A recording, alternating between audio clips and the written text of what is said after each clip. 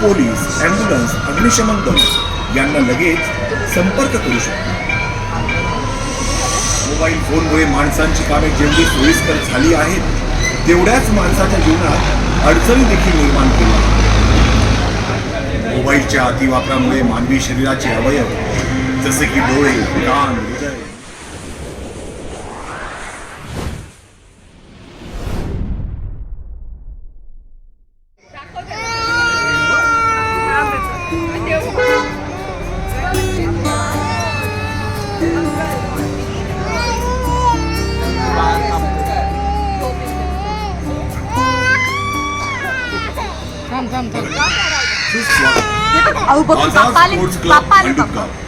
सर्व गणेश भक्तांचं हार्दिक स्वागत करीत आहे. दरवर्षीप्रमाणे याही वर्षी आमचं मंडळ आपल्यासमोर समाजातील जटिल समस्या या सजावटीद्वारे मांडत आहे.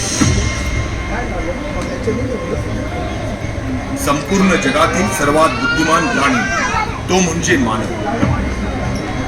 त्याने याच बुद्धीच्या जोरावर अनेक शोध लावले. त्यातील सर्वात महत्वाचा शोध म्हणजे आगीचा आणि चाकाचा. शोध घेत घेत तो जंगलातील गुहा सोडून घरं बांधून राहू लागला. अन्न, वस्त्र, निवारा या माणसाच्या मूलभूत गरजा. त्यात आता अजून एका वस्तूची भर पडली, ती म्हणजे मोबाईल.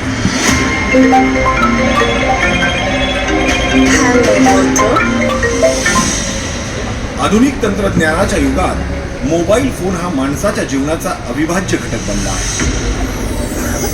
मोबाईल फोनने आपल्या जीवनात क्रांती घडवून आणली.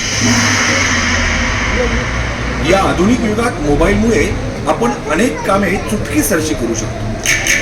जसं की तातडीनं कुणाला मदत करायची असेल तर इमर्जन्सीमध्ये पोलीस, ॲम्ब्युलन्स, अग्निशमन दल यांना लगेच संपर्क करू शकतो. तसेच जगाच्या पाठीवर कोणालाही पैसे पाठवायचे असतील किंवा तातडीनं कोणाला निरोप द्यायचा असेल तर काही वेळात हे काम होतं.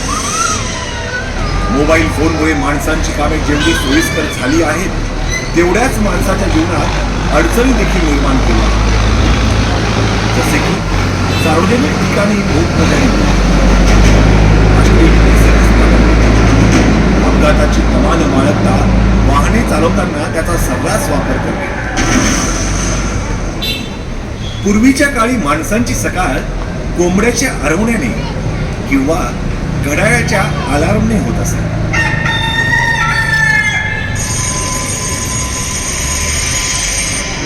पण त्याची जागा आता मोबाईलने घेतली आहे.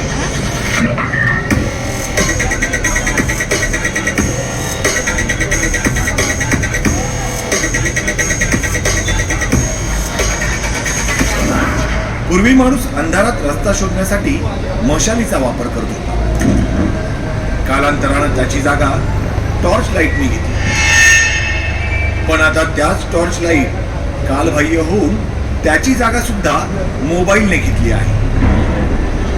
पूर्वी माणसं एकमेकांना संदेश पाठवण्यासाठी टपालाद्वारे पोस्टाचा वापर करत असत.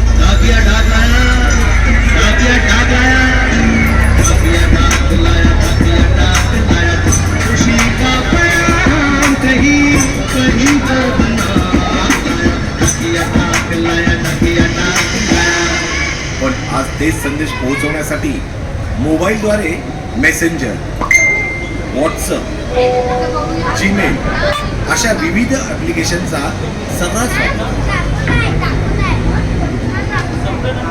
माणसाने आपल्या मनोरंजनासाठी रेडिओ, टेप रेकॉर्डर,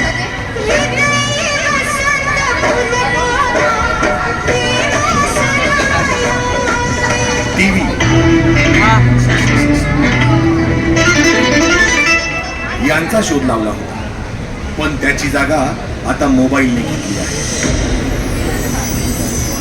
आणि हो, कॅल्क्युलेटर आणि कॅमेरा यांची जागा सुद्धा मोबाईलने घेतली आहे. मोबाईलचा वापर हा मोठ्यांमध्येच नाही तर लहान मुलांमध्ये देखील वाढत आहे. परिणामी आपले मैदानी खेळ बंद पडत चालले आहेत. जसे की कबड्डी, खो खो, लपंडा, विट्टीदांडू. याच मैदानी खेळांच्या जागी लहान मुलांच्या हातात मोबाईल आले आहेत. आणि याच मोबाईलवरील गेमच्या आहारी जाऊन आणि सोशल मीडिया जसं इंस्टाग्राम, फेसबुक यात व्यस्त राहून आपलं आणि आपल्या भविष्याचं नुकसान करून घेत आहे. मोबाईलच्या अतिवापरामुळे मानवी शरीराचे अवयव जसे की डोळे, कान, हृदय, मेंदू, मानेचा मणका, हाताची बोटे, स्नायू इत्यादी अवयव हळूहळू निकामी होण्याकडे वाटचाल करतात. त्याचा गंभीर परिणाम पुढील काळात मानवाला भोगावा लागू शकतो. आणि मग तेव्हा या मोबाईलचा नक्कीच विचार करा. याच मोबाईलने माणसातील भेटीगाठी, मैत्री, जिव्हाळा, नातीगोती, आठवणी, सुखसमाधान सगळंच काही हिरावून घेतलंय. आणि एवढं सगळं हिरावून घेतल्यानंतरही हाच मोबाईल स्मार्ट बनत चालला. बदलणाऱ्या जगावर याचा असा परिणाम होऊ लागला की माणूस वेडा आणि फोन स्मार्ट बनला. जोपर्यंत फोन वायरने बांधला होता माणूस स्वतंत्र होता, परंतु आता हाच मोबाईल स्वतंत्र झाला आणि आपण माणसं त्याला बांधले गेलो आहोत. सर्व गणेश भक्तांना या देखाव्याद्वारे आमची कळकळीची विनंती. मोबाईलचा अतिवापर न करता फक्त गरजेपुरता वापर.